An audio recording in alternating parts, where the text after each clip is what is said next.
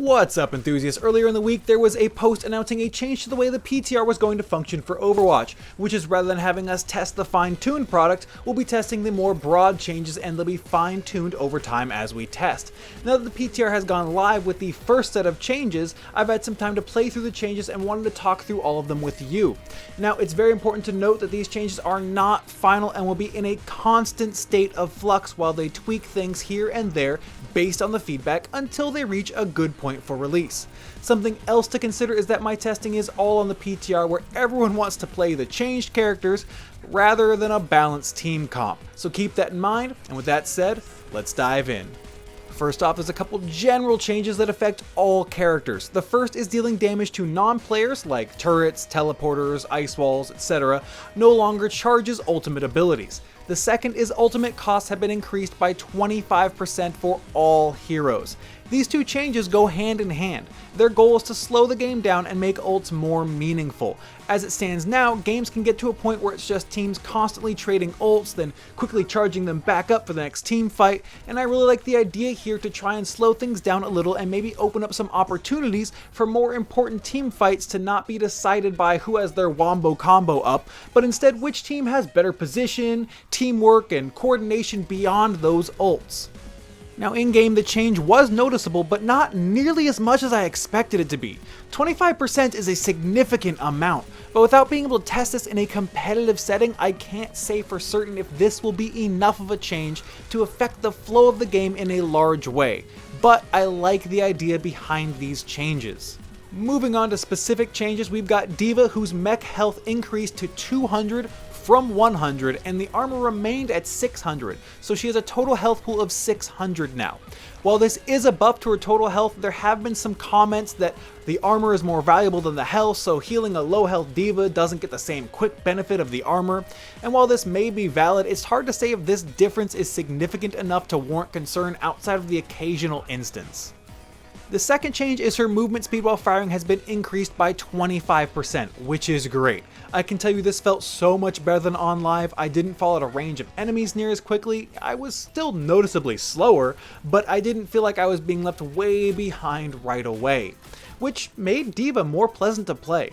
Something I want to mention as well is that while the increase in ultimate cost affects both of D.Va's ults currently, the intention was for it to only affect her mech's ultimate and will be adjusted accordingly in the subsequent PTR update. Next up is Soldier 76, who had two changes to his pulse rifle, those being that the bullet damage was increased from 17 to 20 and the maximum bullet spread was increased from 2.2 to 2.4. I like these changes a lot. So much so that I think the damage needs to be dialed back a bit to find the sweet spot.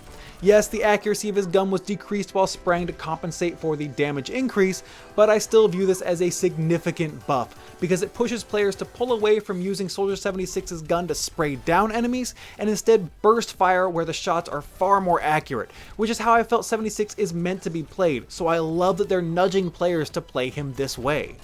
The highly picked and highly valued Ana is taking a hit in the form of her nano boost no longer increasing move speed, which is a big change. Think about all the times you've been run down by a boosted Reinhardt mashing left click, or a Reaper spinning through your back line faster than your team can react. This will help mitigate those moments. Yes, nano boosted Reapers will still deal massive amounts of damage, and Ana may still have a place on teams, but I'm not certain she'll be an auto include for most teams with this change.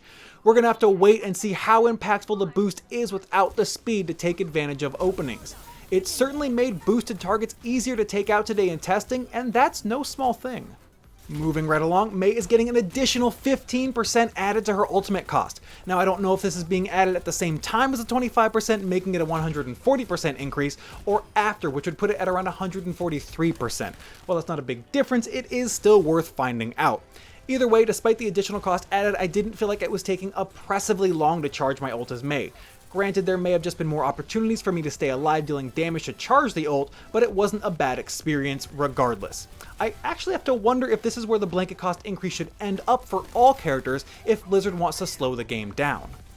Another of the ever popular heroes seeing a nerf is Lucio. This isn't a massive change, but the healing per second on his Amp It Up ability has been decreased by 10%.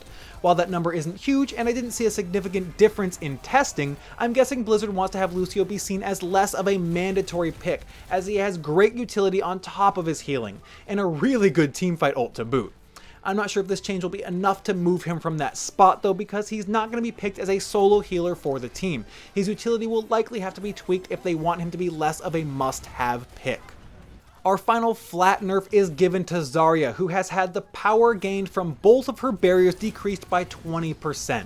As much of a bummer as it is, this is probably a good change overall, because there are times where all it takes is a Zarya to drop a couple shields on herself and a teammate in a moment of high damage and she can become devastating. I was still able to get high power with her, it just took a little longer, while still feeling relevant to the team. And that brings us to Torbjorn, who I think has got one of the more interesting changes. He now generates scrap automatically over time, so he doesn't need to dive into dangerous situations to gather scrap for his turrets or armor packs. To offset this, the amount of scrap collected from fallen enemies has been decreased by 40%, which seems like a reasonable trade-off to me. In addition, the swing speed on his Forge Hammer has been increased by 25%, but the damage has been reduced by 27%. I must admit I haven't played a ton of Torbjorn, so I can't say how the hammer changes will affect him, but I can say the changes to his scrap collection were enjoyable.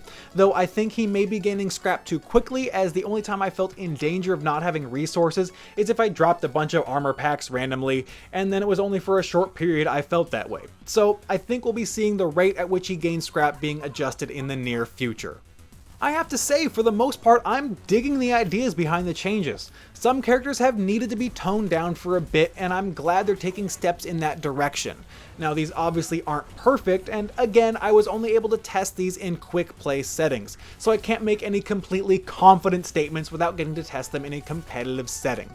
Also, these are going to be changing and fluctuating throughout the testing process, remember that. Some of these may even go away completely if they aren't working. So don't take these as final, because they are far from it, which is part of what makes this so interesting, and I'm glad we're getting to see the iterations as we progress through testing.